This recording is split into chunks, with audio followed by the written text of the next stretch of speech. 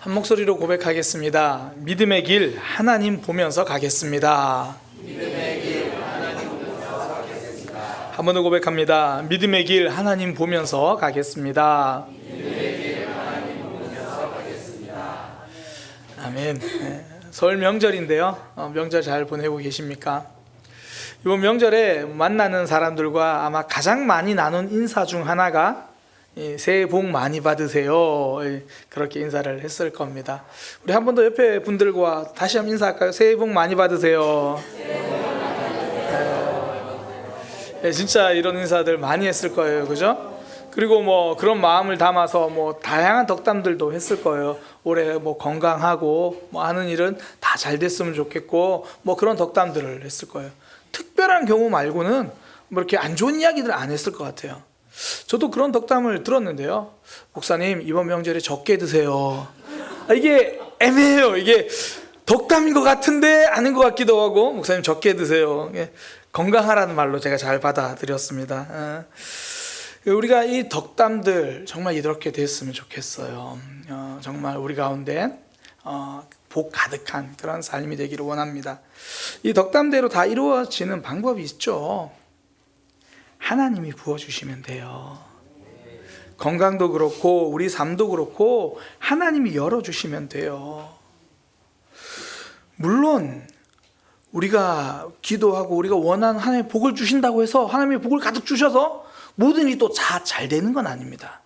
예를 들어 도둑이 자신의 직장 생활이 잘 될 수 있도록 기도하면 하나님이 응답하시면 그건 직장 생활이 꼬이기 시작할 거예요.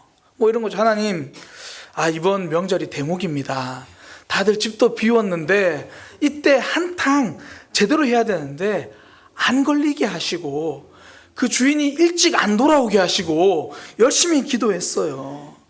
하나님이 정말 응답해 주신다면 어떻게 응답하실까요? 딱 걸려가지고 잡혀서 다시는 도둑질 못하게 해주실 거예요. 하나님은 죄의 길을 열어주시는 분이 아닙니다. 믿음의 길을 열어주시는 분이에요. 그런 측면에서 가끔 기도하기 좀 민망할 때가 있습니다. 아직도 기억나는 게 제가 이제 부산 침례교회에 있을 때인데요. 당시 이제 부사역자가 저랑 김현수 목사님이랑 또 밑에 이제 전사님 한 분이랑 이렇게 3명이 있었는데 뭐 서로 이제 전부 다 사택 이 교회 안에 있다 보니까 함께 서로 간에 왕래도 하고 그랬어요. 한 번은 저녁에 이제 제 기억으로 김현수 목사님 댁으로 기억하는데 한 9시나 10시쯤 저녁 9시 10시쯤 모였어요. 모여서 이제 피자를 주문해서 먹었습니다. 근데 김현수 목사님이 저한테 대뜸 박 목사님 기도해 주세요. 이제 제가 제일 연장자니까 그렇게 식사 기도를 부탁했어요. 그래서 제가 기도하는데 진짜 이렇게 기도했어요. 하나님 이렇게 모여서 우리 함께 피자를 먹습니다. 그럼에도 불구하고 건강하게 해주시고 갑자기 기도하는 사람들이 다 빵 터진 거예요. 근데 저는 기도하려 했는데 그렇게밖에 기도를 못 하겠더라고요. 아니 보통 식사 기도할 때 하나님 오늘 뭐 점심 먹습니다. 건강하게 해주세요 이렇게 기도하거든요. 근데 차마 밤 10시에 모여서 피자를 시켜 먹으면서 하나님 건강하게 해주세요라고 기도하는데 너무 좀 민망하더라고요. 그래서 하나님 이렇게 모여 피자를 먹습니다. 그럼에도 불구하고 건강하게 해주세요. 그러니까 전혀 건강과 반대로 행동하면서 건강하게 해달라고 기도하는 게 참 민망하죠. 근데 가끔 우리 삶에 그럴 때가 있잖아요. 살다 보면 어쩔 수 없이 또 어떤 상황에 따라서 세상이 말하는 편법과 불법으로 걸어갈 때도 있고 내 욕심과 죄의 원리로 살아갈 때도 있고 미운 마음으로 결정할 때도 있고 그런데 나도 모르게 하나님 제가 하고 있는 일이 잘 되게 해주세요. 그렇게 기도할 때 하나님은 그 길을 잘 되게 해주지 않습니다. 죄의 길을 걸으면서 형통을 구하고 있는 거니까 그때 정말 형통하게 만들어주신 비결은 그 죄의 길이 막히게 되는 거예요. 그 죄를 향해 걸어가는 길은 망하게 되는 거죠. 죄가 망하고 믿음이 살아나는 것, 이것이 형통입니다. 하나님은 모든 길을 다 열어주시는 분은 아니죠. 믿음의 길을 열어주시는 분이고요. 믿음의 길, 하나님 보면서 걸어갈 때 하나님이 복에 복을 더해 주시는 거죠. 저는 우리 모두가 하나님이 기뻐하시는 믿음의 길을 걸어가기를 소망합니다. 그리고 그 길이 형통하고 하나님이 부어주시는 복을 누리게 되기를 소망합니다. 믿음의 길로 걸어갈 때 새해에 하나님이 주시는 복 많이 받으시기를 축복합니다. 우리가 믿음의 길을 걸어갈 때 하나님이 주시는 복 받는 비결, 오늘 설교 제목이 믿음의 길 하나님 바라보며 가겠습니다. 하나님 바라보며 걸어가는 거예요. 오늘 데살로니가 전서 2장 13절 16절을 보면 하나님을 바라본다는 게 무엇인지 잘 나오거든요. 말씀을 통해 두 가지를 함께 나누려고 합니다. 첫 번째는 데살로니가 교회 성도들은요, 말씀을 하나님의 말씀으로 받아들였다는 거예요.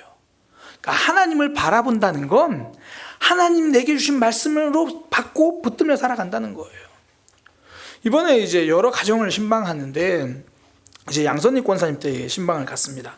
이제 그곳에서 말씀을 전하고 삶을 나누는데 권사님이 신년 말씀이 너무 좋다면서 자랑을 하시는 거예요. 그러면서 어떤 말씀이길래 자랑을 하실까? 그러면서 보여주시는 거예요. 보여주시는데 제가 보고 깜짝 놀랐어요. 와, 정말 좋으시겠다. 그 말씀이 이사야 46장 4절인데 너희가 노년에 이르기까지 내가 그리하겠고 백발이 되기까지 내가 너희를 품을 것이라. 내가 지었은즉 내가 업을 것이요 내가 품고 구하여 내리라. 와, 그러니까 정말 올 한 해 남은 노년 걱정이 안 되실 것 같아요. 딱 말씀을 뽑았는데 노년까지 붙들어 주시고 품어 주시고 구해 주실 거다. 그러니 그 말씀이 너무 좋아서 누구에게라도 자랑하고 싶은 거죠. 혹시 최현희 집사님께서 자랑하시던가요? 잘못 물은 것 같아요. 목회자만큼은 정말 자랑하고 싶었던 것 같아요. 그 말씀 붙들고. 사실 제가요, 신년 말씀 뽑을 때 마음 한편에는 갈등하는 마음이 없는 건 아니에요. 이게 좀 부적처럼 여기면 안 되는데, 말씀 잘 뽑아서 한 해 형통하자 이런 의미가 되면 안 되는데, 그럼에도 불구하고 그렇게 하는 이유가요, 그 한 말씀이라도 붙들고 살아가자 그런 의미거든요.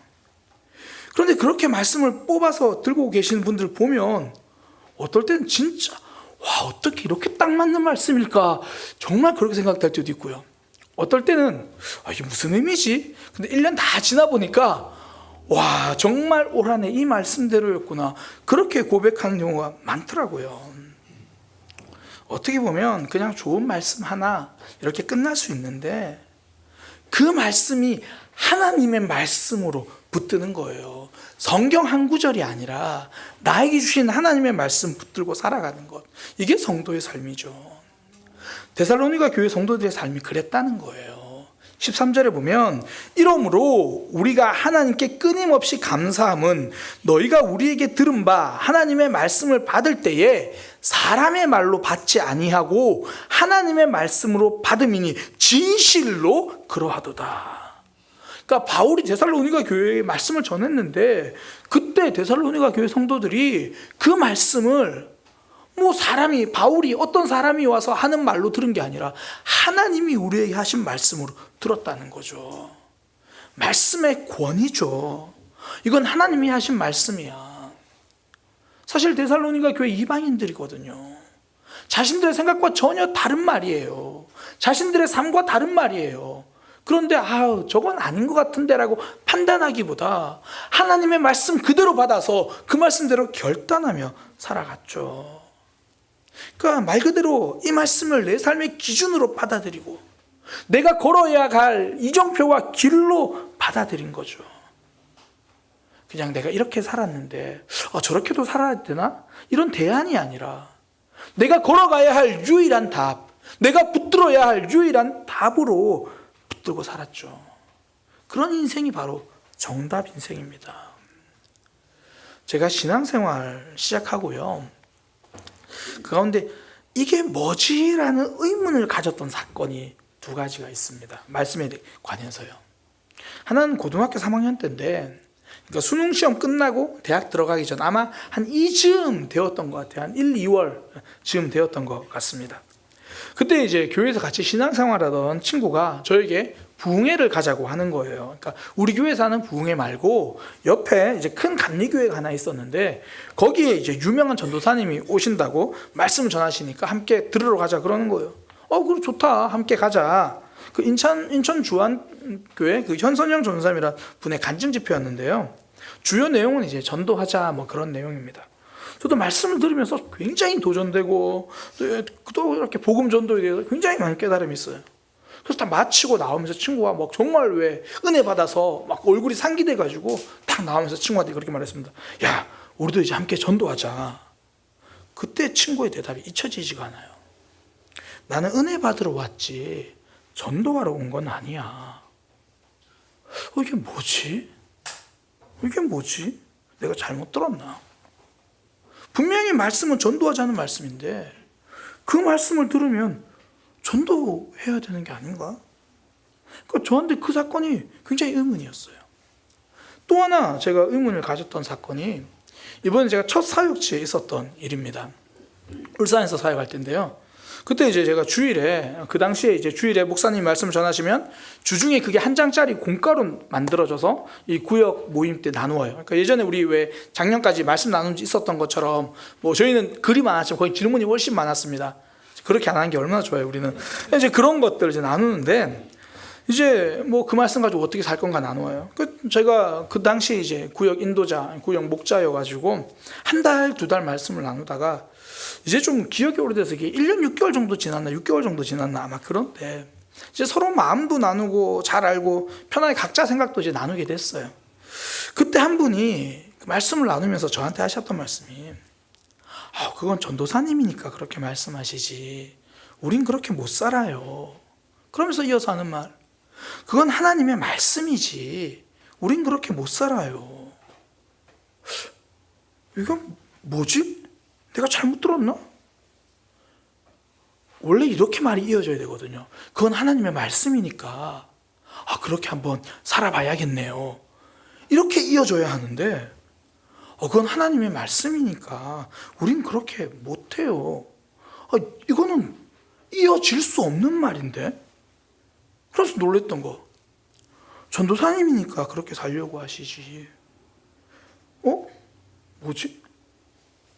나는 전도사라서 그렇게 살려고 하는 게 아니라 하나님의 말씀이니까 그렇게 살려고 하는 건데 하나님의 말씀을 듣는데 전도사와 집사가 무슨 차이고 하나님의 말씀을 듣는데 성도와 목사가 무슨 차이가 있지?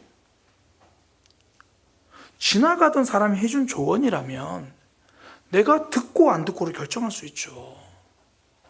세상 유명한 강사가 와서 한 말이라면 비록 정말 좋은 말이라도 내가 동의하지 않으면 안 할 수도 있죠. 그런데 하나님이 나에게 하신 말씀인데 이건 판단의 문제가 아니라 결단의 문제인데 우리가 예배 시간에 거의 절반이나 되는 시간을 이렇게 앉아서 설교 말씀 듣고 있는 거 다른 이유가 아니잖아요. 하나님이 지금 나에게 말씀해 주신다는 걸 믿기 때문이죠. 오늘 본문 데살로니가 전서 2장 13절에서 16절 이 말씀을 통해서 하나님이 나에게 말씀해 주신다는 거 그거 확신하기 때문이죠. 혹시 이 중에서 박명수 목사의 말을 들으러 앉아있는 분들은 잘못 앉아 계신 거예요. 하나님이 내게 주신 말씀을 들으러 온 자리거든요. 그러면 이미 상황은 끝났죠. 하나님은 말씀하시고 우리는 듣고 하나님이 내게 주신 말씀이니까 하나님이 이미 우리 삶의 진단을 끝내시고 거기에 맞는 말씀을 주신 거예요. 길을 알려주시는 거고 답을 주시는 거죠. 그럼 우리에게 필요한 것 하나님의 진단을 내가 판단하는 게 아니라 하나님의 진단에 내가 결단하는 거죠. 그때 말씀이 우리 속에 능력이 됩니다. 그래서 바울이 데살로니가 교회 성도들에게 그렇게 말하는 거예요. 13절 다시 처음부터 끝까지 읽으면 이렇게 됩니다. 이러므로 우리가 하나님께 끊임없이 감사함은 너희가 우리에게 들은 바 하나님의 말씀을 받을 때에 사람의 말로 받지 아니하고 하나님의 말씀으로 받음이니 진실로 그러하도다. 그러면서 하는 말, 이 말씀이 또한 너희 믿는 자 가운데서 역사하느니라. 바울이 전한 말씀을 바울의 전한 말로 듣지 않고 하나님의 말씀으로 들으니까 그 말씀이 그들 속에서 폭발력을 일으킨다는 거예요. 그들 속에서 기적을 만들어내고 능력을 만들어낸다는 거예요. 그 말씀을 하나님의 말씀으로 받아들일 때 내 삶에 능력이 임합니다. 구약 성경에 보면요, 엘리사라는 선지자가 나와요.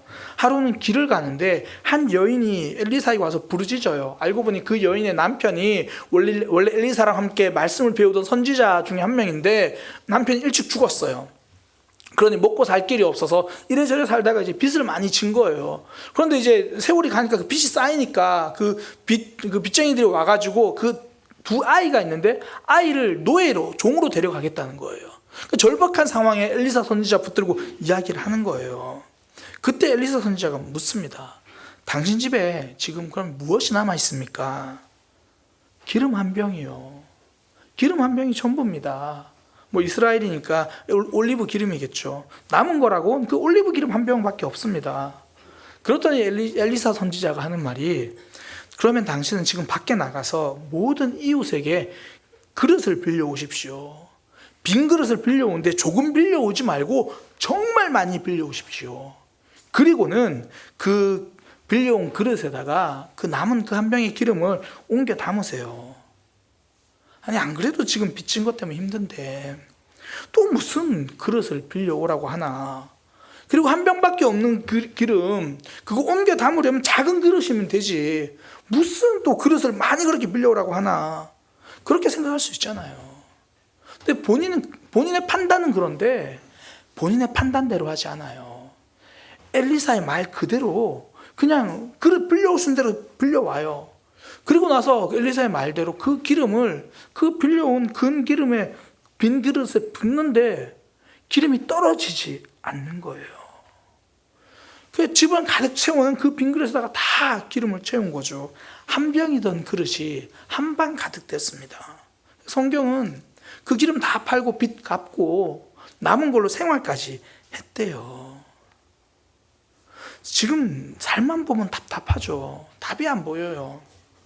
근데 그릇 가지고 오라는 이 말, 내가 판단해서는 못 가져와요. 많이 가져와도 이 그릇 한 개 분량 가지고 오겠죠. 그런데 그 사람, 그 여인, 내가 판단한 것이 아니라 하나님의 말씀으로 듣고 결단했더니 그 삶에 기적이 일어나요. 그 삶의 능력이 일어나는 거예요. 말씀을 답으로 여겼더니 내 삶에 답이 생깁니다. 말씀을 길로 받아들였더니 내 삶의 길이 열리는 거예요. 제가 얼마 전에 이제 몸이 아픈 분이 있어서 전화 통화를 하면서 이제 전화로 기도를 해드렸습니다. 근데 기도가 끝나자 그분이 하시는 말씀이, 목사님 벌써 몸이 낫는 것 같아요. 그런데 그 말이 목사님 기도드리니 기분이 좋아요, 감사해요 이런 뉘앙스가 아니라 정말 기도 후에 몸이 좋아지는 것 같은 그런 뉘앙스였어요. 그래서 저는 보통 이제 통화할 때, 집에서 통화할 때는 아내랑 저희 둘밖에 없으니까 뭐 밖에서 통화할 때도 그렇고 스피커폰으로 하거든요. 옆에서 아내가 그 내용 듣고 아내도 반응이, 야, 기도는 이렇게 받는 거구나. 그분은 평소에도 하나님 앞에 정말 순수하게 말씀을 받아들이거든요. 그러니 그 말씀이 그 속에서 역사하는 거예요. 치유를 위해 기도하는 그 말씀, 내가 있는 그대로 받으니까, 그 하나님 말씀이 내 속에 들어오니까, 사람의 말이 아니라 하나님의 말씀으로 들어오니까 역사가 일어나죠. 안타깝게 성경에 이것과 정반대의 사건도 나와요. 예수님이 고향에서 말씀을 전하세요.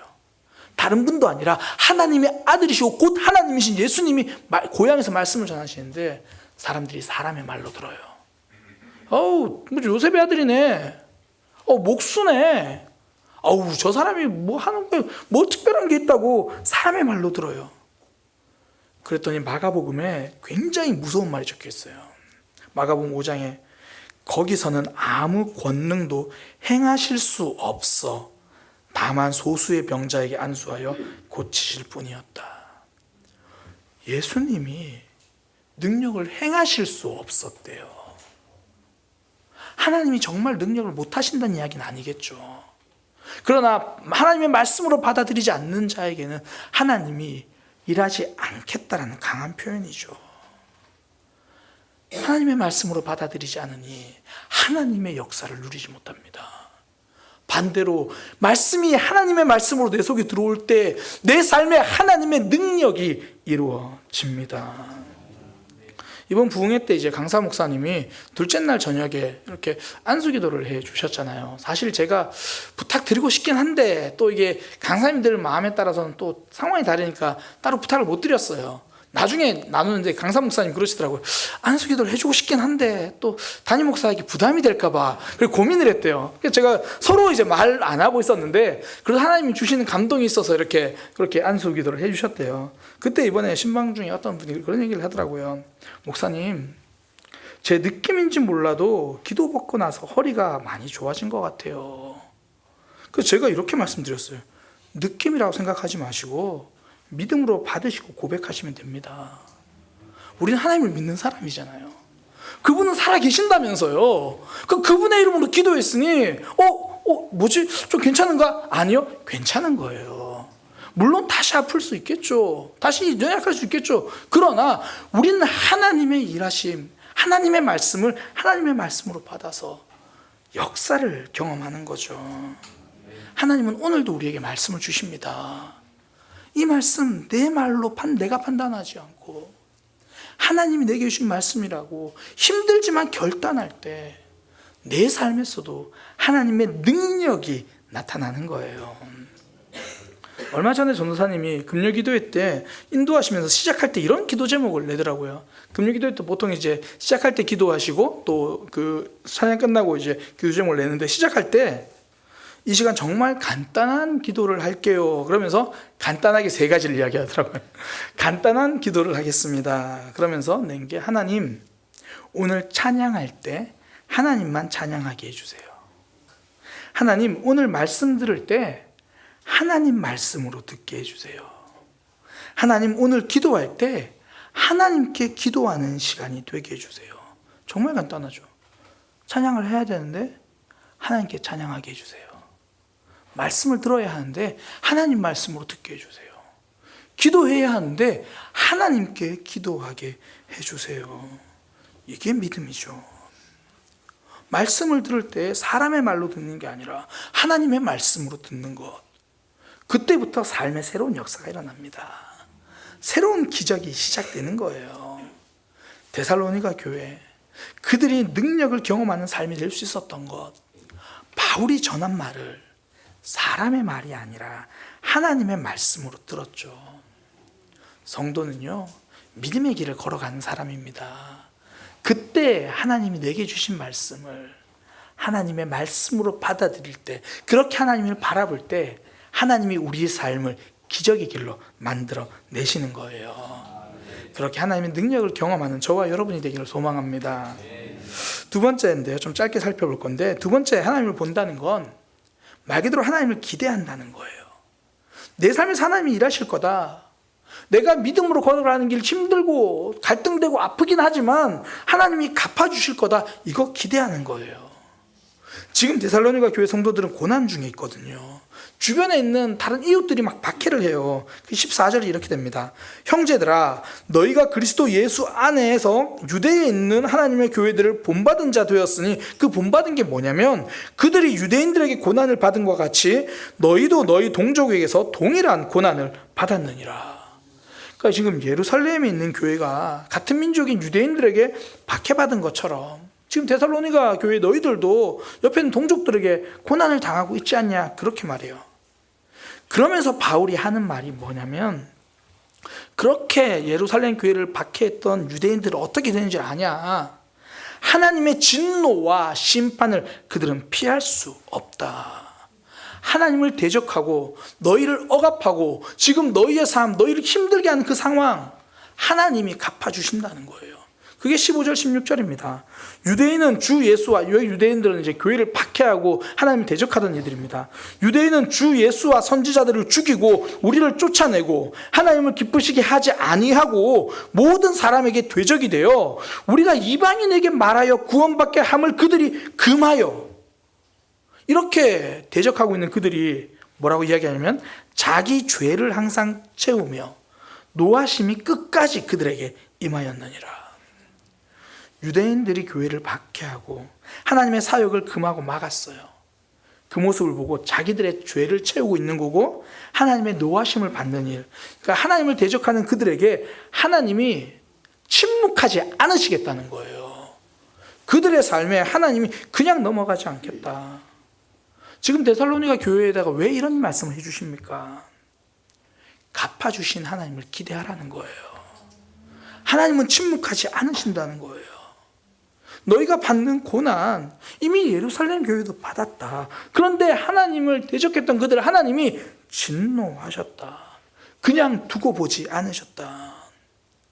우리가 믿음의 길을 걸어가고 결단할 때 손해보는 것도 있고 아픈 것도 있고 내려놓아야 할 때도 있고 그때 하나님이 보시고 어우 잘하네 화이팅 이러고 끝나는 분이 아니라는 거예요. 직접 갚아주신다는 겁니다. 페르시아 제국의 황제이던 크세르크세스가요 유럽을 정복하기 위해서 원정을 나섰습니다. 엄청난 대군을 끌고 나갔어요. 그러다 보니까 사실 먹고 자는 것도 일이잖아요. 엄청 비용이 듭니다. 그때 이제 지금의 터키 지역인 리디아, 그 당시 리디아를 지나고 있을 때 리디아를 다스리던 이 피티오스라는 사람이 이 크세르크세스 앞에 나타난 거예요. 피티오스가 나타나가지고 하는 말이 이 많은 군대의 비용을 제가 감당하겠습니다. 그러면서 자신의 전 재산이 금화 400만 개, 많은 돈인가 봐요. 제가 이걸 환산해 보려고 하는데 이거 정확히 단위가 안 나와서, 그러니까 한 나라의 왕이거든요. 리디아의 왕이고 이 책의 표현으로는 크세르크세스 다음으로 부자였대요. 그 자기가 가진 돈이 금화 400만 개에서 7천 개가 부족한 양이다. 표현이 좀 어렵게 해요. 이 사람이 크세르크세스 앞에 와서 제가 이 다 감당하겠습니다. 그리고 제 전 재산이 금화 400만 개에서 7천 개가 부족한데 그것도 다 내놓겠습니다. 그러니까 크세르크세스가 사실 멀리 원정을 가는 게 심적 부담이 되거든요. 그렇게 지지하고 막 도와준다고 하니까 마음이 흐뭇해가지고 이렇게 대답합니다. 그대가 이 군사들을 환대해 준 것만으로도 충분하다. 그대가 지금 금 400만 개에서 7천 개가 모자라는 금액, 그거 전 재산이고 그거 내놓는다고 하느냐? 그거 너 가져라. 그리고 7천 개 부족한 거 내가 더 주겠다. 그렇게 해서 더 줘요. 왜 7천 개를 부족하다고 말하는지 좀 알 것 같긴 해요. 피티오스는 자신이 크세르크세스를 위해서 내놓겠다고 했지만 크세르크세스는 그 마음 보고 이미 나이가 그보다 더 많으니까 괜찮다, 넣어둬라. 내가 오히려 너에게 더 보태줄게. 그 마음 보고 채워줬어요. 한 나라를 다스리는 왕도 자기 것이 이미 풍족하니까 자기를 위해 헌신하려고 하는 이에게 갚아주려고 해요. 하나님을 위한 마음 하나님이 갚으십니다. 믿음 생활 하다 보면 혼자처럼 여길 때가 왜 없습니까? 눈앞에 있는 고난 때문에 힘들 때가 왜 없습니까? 있죠. 그러나 우리의 삶 고난으로 끝나지 않아요. 하나님이 갚아주실 거예요. 하나님 앞에 엎드리고 믿음의 길 걸어가십시오. 그리고 힘들다, 아프다가 이것만 보지 말고 하나님을 기대하십시오. 하나님이 갚아주시는 거예요. 우리 삶에는 하나님이 주시는 승리가 있고요. 성도는 그 하나님을 기대하는 사람입니다. 내 삶에서 하나님의 역사, 그 부어주심이 있다는 거죠. 고 이어령 교수가요, 먼저 하늘나라로 간 자기 딸, 이제 목사님이시죠. 이민아 목사님을 생각하면서 이 시를 썼어요. 그러니까 딸을 그리워하는 마음, 또 딸의 믿음을 생각하면서 또 본인도 이제 믿음 생활하면서 그 내용을 가지고 시를 쓰고 이제 그게 6호집으로 시집이 나왔는데 거기에 제비라는 시 중에 이런 내용이 있습니다. 강남 갔던 제비가 다시 돌아오는 것은 가난한 흥분의 집 처마라 해도 사람의 마음을 믿기 때문이다. 믿음이 없으면 생존할 수 없다. 사람들은 제비의 속도를 배워 비행기를 만들고 제비의 항해수를 배워 나침반과 레이더를 만들었다. 그러나 우리가 정말 배워야 할 것은 제비의 믿음을 배워야 산다는 것. 제비처럼 우리는 하늘을 믿고 그곳에 둥지를 튼다. 오직 믿음이 있을 때만 영원히 산다. 그러니까 제비처럼 우리는 한 해를 믿고 그곳에 둥지를 튼다는 거예요. 오직 믿음이 있을 때만 영원히 산다. 성도는요, 지금 내 삶 이 땅을 보는 게 아니라 하나님을 바라보고 기대하는 거예요. 지금 내 삶 여기서 끝나지 않는다. 아픔으로 끝나지 않는다. 하나님께서 역전시켜 주실 것이고 하나님이 갚아 주실 것이고 붙들어 주실 거다. 저렇게 설교 준비를 딱 하고 이제 오늘 이 시를 딱 끝부분에 해야겠다. 그런데 역시 우리 교회 시인도 비슷한 얘기를 오늘 시작할 때 하셨어요. 까마귀. 그 까마귀가 그 음식물 쓰레기 거기서, 왜냐하면 그걸 믿는 거예요. 또 동일한 시간, 그 시간에 가면 나에게 채워주는 그것이 온다. 쓰레기장이랑 비교하면 그런가요? 우리 예배가 사실 그거잖아요. 이 자리에 오면 하나님이 채우신 하나님의 은혜가 있다. 하나님 앞자리에 오면 하나님이 주신 은혜가 있다. 앞으로 시집 말고 황성무 집사님 페이스북을 봐야 될 것 같아요. 우리가 힘들어도 예배할 수 있는 것, 답답하지만 하나님 붙들며 살아가는 것, 갚아주실 하나님을 기대하는 거죠. 믿음의 길은 하나님 보면서 가는 거예요. 내게 주신 말씀이 하나님 말씀이다. 그거 붙들고 가는 거고요. 하나님이 내 삶에 반드시 일하고 갚아주신다. 그 하나님 붙들고 가는 거예요. 그러니 우리 모두 하나님 바라보면서 걸어갑시다.